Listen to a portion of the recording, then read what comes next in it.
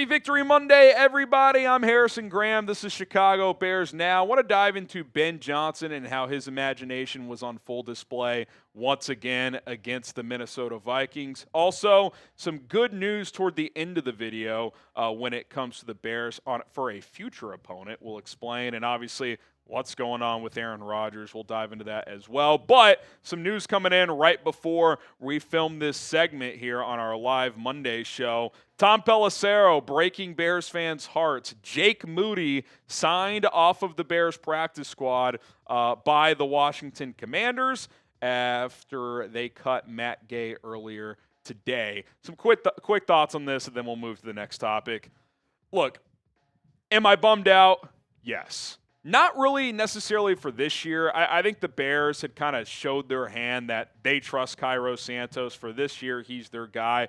I'm more bummed for this offseason and into next year because Cairo, 33, he'll be 34 next year. I liked the idea of, hey, Jake Moody, you did some nice things in a couple of games for us. Big-legged kicker. We're going to give you a chance to compete for the job next year. I don't think the sample size was nearly long enough to just be like, you're our guy, but I would have liked him to be in the competition. And I kind of thought maybe, considering he's been just sitting on the practice squad for weeks since that two-game stretch, maybe they have a silent handshake agreement like, hey, just stick around. We'll develop you more on the practice squad. We're guaranteeing you a chance to compete for the job next year. Clearly, that wasn't the case. Commanders poached him. He agreed to go sign there, and I do think that's an important distinction. He has to agree. He could have said no and stayed on the practice squad. The Bears could have also put him on the 53-man roster, but then you have to carry two kickers, or you have to, what are you going to do, cut Cairo Santos after a game winner yesterday? Cullen kind of jokingly asked, had Cairo missed that kick, would they have just activated Jake Moody if the Commanders threatened to poach him? Maybe, I don't know. That seems crazy off of one kick, but we know the pros and cons of both kickers. I'm bummed long term. In the short term, I'm not going to freak out about it, but time will tell if this was the right or wrong decision to not put him on the 53 to protect him moving forward. I wish him well. Listen, he won you a game, right? And ironically, the team he beat, he's going to now. So good for Jake Moody.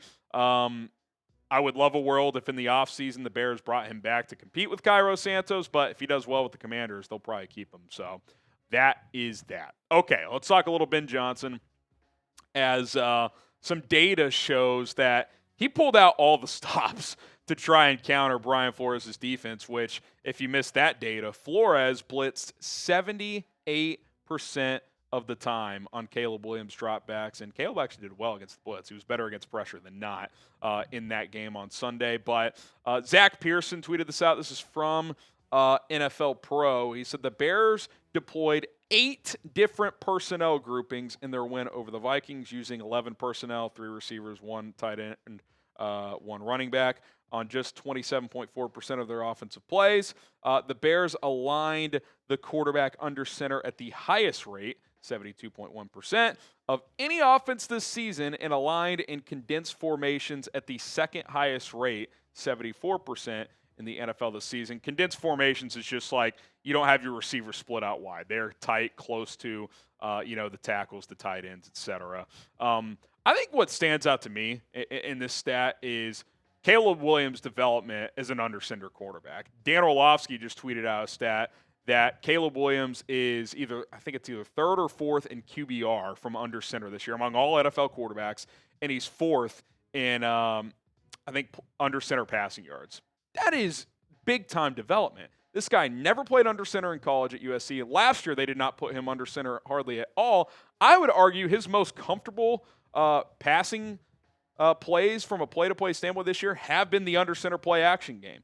For a guy who hardly did that at all, for Ben Johnson to challenge him and for him to step up to the plate and have a really, really good season so far in that area, like that is big time for the quarterback, and that is great development by Ben Johnson and this staff. So that is absolutely awesome. What I also love from this is Ben Johnson. The Bears have a coach that is not going to be stubborn, and Ben's talked about this. He's said, I'm going to attack every opponent the best way, I think, to attack that specific opponent. That's what a good coach does. It's not, hey, here are our principles. We're not going to get off of them. Obviously, Ben has his principles, but hey, one week we might run 12 personnel 68% of the time. The next week we might sit in 11 a lot. Against the Vikings, we're going to try a shit ton of different personnel groupings and figure out what works to counter Brian Flores. That's what you do.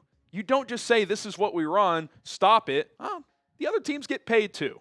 They're pretty good at what they do, so that's what a good team does. It's what Belichick did for years. Hey, we are going to do what it takes to beat the opponent at hand, because not every team is built the same. You might want to say, hey, we want to run 12 personnel every single week. Well, if you're playing a team that sits in base defense more than the next, hey, maybe you run more 11 and you get more speed at receiver and you try to expose that team in coverage. So that's what a good coaching staff does. It identifies what they think the weaknesses are of that opponent, and you attack that way. That's what the Bears are trying to do each and every week.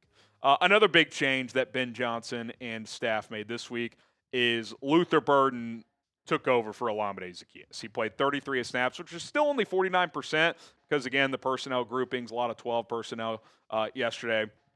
So it was technically the same snap share as last week, but in comparison to Olamide, who only played 10 snaps, 13%, it's clear those roles kind of flipped. Right now, I think there can still be some, variance there on, the percentages of each of these guys. But I think moving forward, you were going to see more Burden, less Zaccheaus. Now, Luther had a bad drop over the middle, but still on the touches he had, the explosiveness was there. He's a guy who can change a game in one play, and Olamide Zaccheaus just isn't really that. He's more of a safety valve who was dropping some passes. Like, if you're a safety net and you're dropping passes, it's not great, right? Like, you're already a lower ceiling player. You need to be reliable, and the last couple of weeks, Zaccheaus hadn't been that. So I think that's the Bears kind of sending a message to OZ too, like, hey, we like you, man, but like, we're going to play the more explosive guy if you're not catching the ball, and we saw that against Minnesota on Sunday.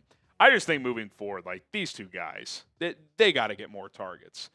Durham Smythe, a couple people went after me on Twitter. Well, the plays were there to be made. I get it. But again, kind of like Zaccheaus, if you're Durham Smythe and you're dropping a check down, why would I throw to you again if I'm Caleb Williams? Now, obviously, if he's open and he's in the play and that's where the progression gets to, you have to throw it. But it's like, I'd rather just dial up more plays for Colson Loveland. Not that they dialed up plays for Durham Smythe. They were check down situations, but Loveland is just so dynamic with the ball in his hands. Obviously, Burden is as well. I think you can make the argument that Colson Loveland's the most reliable target on this team. He seems to have the most consistent hands. He is uniquely elite after the catch for a tight end. I mean, he catches a dump off on 3rd and 17, about 8 yards short of the sticks, splits 2 defenders, gets like 19 yards. I think he's a unique player. He's really, really good. So I want to continue to pepper him. I want to get, obviously, Luther Burden more targets. Rome Odunze, like, that's the trio.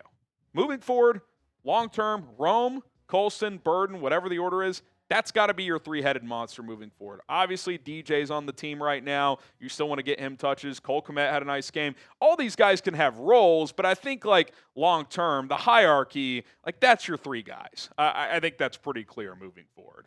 Now, which Bears pass catcher do you trust the most? Receiver, tight end? Is it crazy to say Colson Loveland? Now, you can maybe say, like, Cole Kmet, like, you trust him just like he's going to catch these footballs for the most part. But he's a lower ceiling receiving option. We all understand that. Rome Odunze is obviously a really, really good player. But Loveland, his reliability as this season has gone on has been really, really impressive, especially for a rookie player. Get you excited for the future. All right, today's show is brought to you by PrizePicks. Daily fantasy made easy at PrizePicks.com/CLNS. The hard-hitting football action is even better with PrizePicks. The weather might be changing, but the feeling of being right never gets old. So keep the season rolling on PrizePicks by getting $50 instantly in lineups when you play your first $5. It's very easy to navigate the PrizePicks app, as you can toggle by sports and then specific stats for players as you start to make your lineups. You just pick 2 or more players and take more or less on the stat projections for those players. And if you hit, you'll win money. On PrizePicks, how you play is up to you. If you want flexibility, choose the flex play where you can get paid even if one of your picks misses. And if you want the biggest payouts, go for the power play. No matter how you play, PrizePicks is a great way to put your takes to the test. Little Monday action here. I took more Goblin play, half a touchdown for Ashton Genty, rushing or receiving. I took the more there. And then Demon play to even things out. CeeDee Lamb to find the end zone as well. Receiving or rushing doesn't matter. $20 lineup to win $60. Hit a nice little two-player lineup on Sunday. Looking to do so again here. Download the PrizePicks app today. Use our code CLNS to get $50 in lineups after you play your first $5 lineup. That is code CLNS to get $50 in lineups after you play your first $5 lineup. PrizePicks. It's good to be right. Excuse me. Okay, Aaron Rodgers.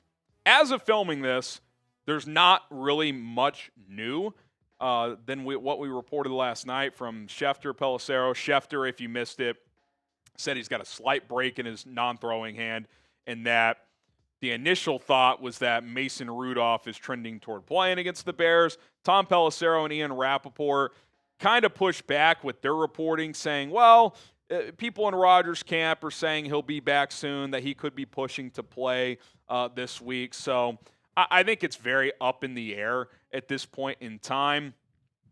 I would guess Aaron Rodgers is pushing pretty hard to play. Now, there's a lot of factors here. If he's got a broken bone in his left hand or wrist, yeah, it's not his throwing hand, but taking under center snaps in that situation may not be feasible. So do you play him exclusively from the shotgun? Arthur Smith does a lot of under center run game, play action. That limits what they want to do offensively. If he has to have a surgery, could he play a few days later? Again, I know it's his offhand, but if you have a surgery, he's probably going to have some sort of a cast, even if it's a soft cast. So again, that means taking snaps is pretty difficult. So I don't know. I'd call it 50-50 right now. I see it both ways. Part of this too is the Ravens have covered ground. They're only a game back of Pittsburgh in the AFC North. So how much does that factor in? Rodgers returning to Soldier Field. I have split emotions. I'd love to kick Rodgers' ass and him to play and the Bears to just beat him. But, if Mason Rudolph plays and stinks up the joint and the Bears win, I'm not going to feel bad about that either. So we'll see what happens, but we will continue to monitor what's going on with Rodgers throughout the week. Probably one of those game-time decision deals.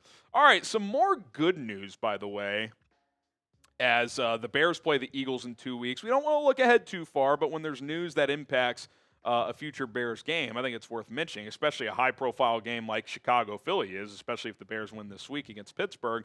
Lane Johnson is not going to play in this game. He is out 4 to 6 weeks, will almost certainly go on short-term IR, but even if he doesn't, that game is 12 days away, 13 days away, 4 to 6 weeks. He's not playing in that game. He suffered a Lisfranc sprain in his foot on Monday Night Football or Sunday Night Football, so he's not going to be available in that game. It's not season-ending, but again, the Bears play the Eagles next week.